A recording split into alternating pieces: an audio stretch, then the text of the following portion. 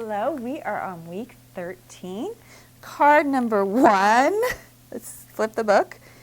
And we are on the Missouri Compromise of 1820.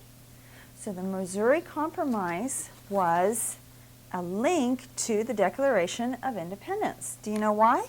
What were the first words of the Declaration of Independence? Every man is created even. All men are created equal. You're right. That's really close. Okay. And who wrote the Declaration of Independence?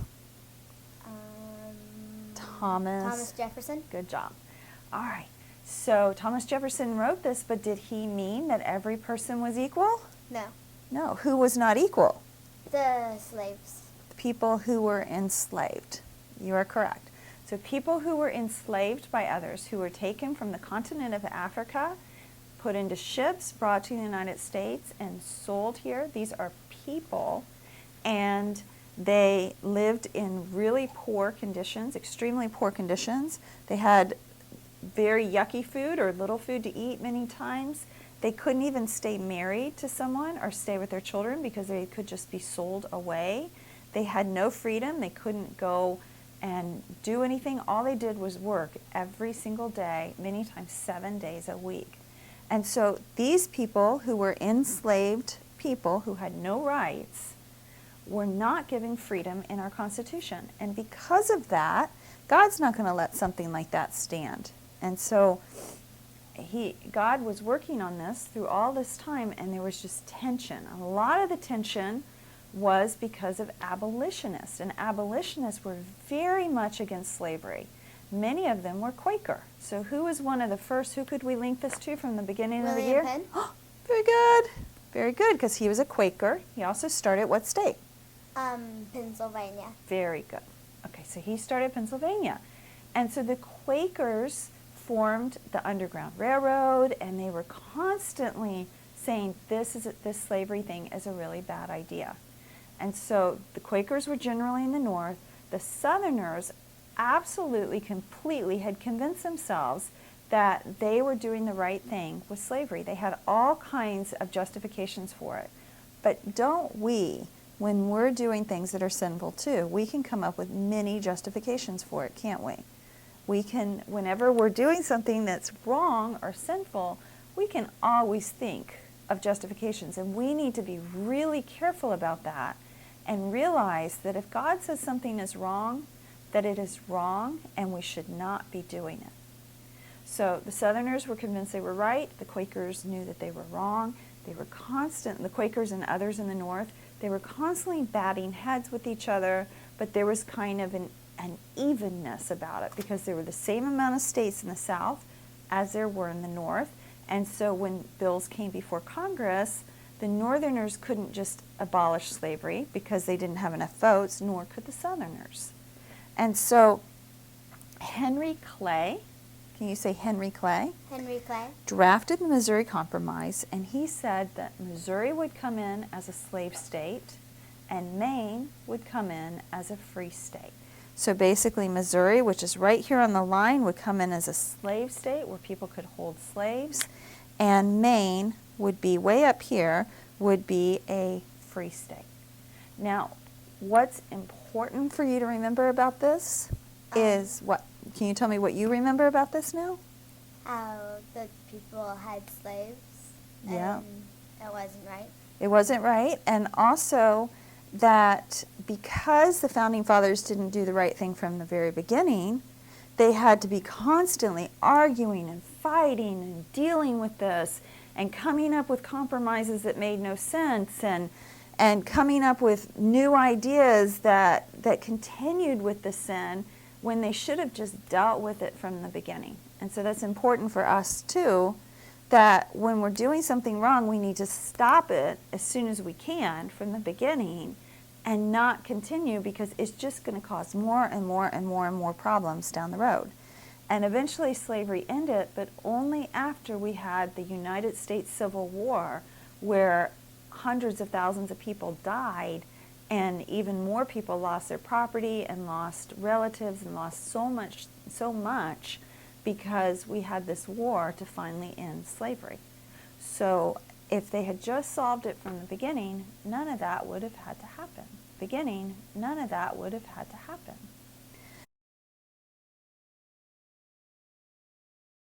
Our next is 1823, and it's the Monroe Doctrine. James Monroe was the President of the United States, and on December 2nd, do we have any December 2nd birthdays?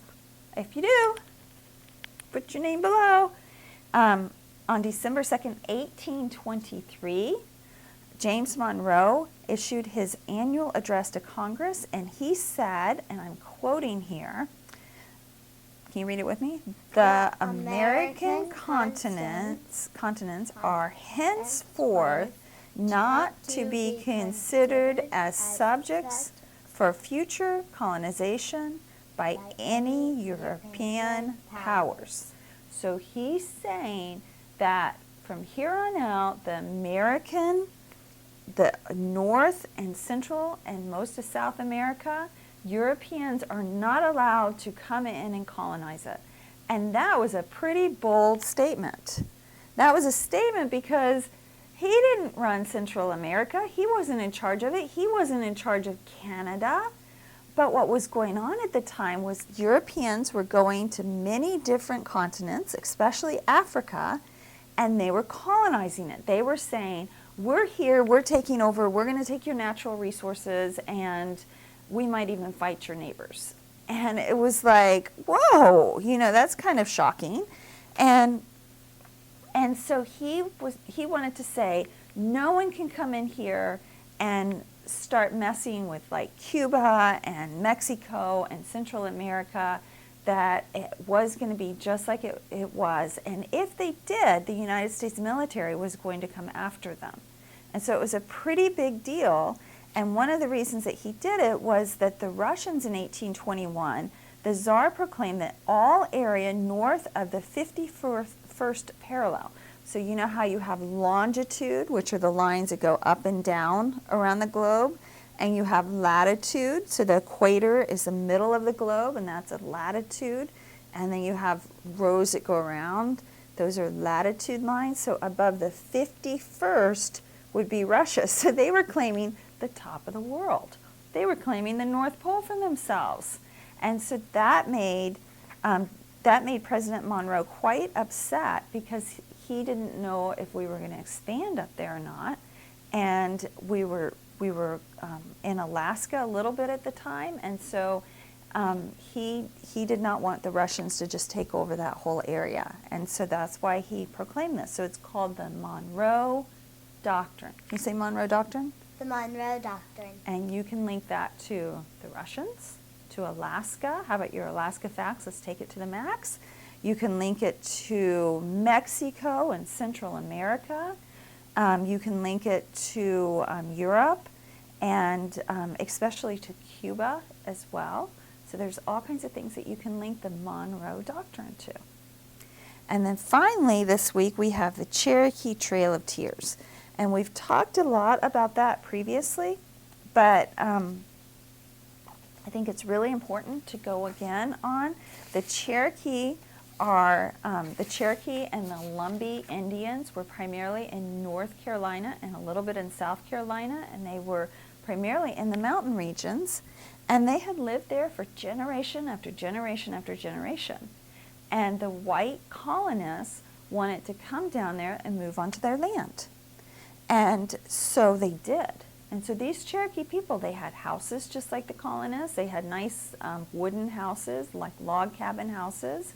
And they had a culture and a life, and they had families, and they were just living their lives as farmers and as gatherers. And they didn't see any reason why they should have to move just because some other people wanted their land.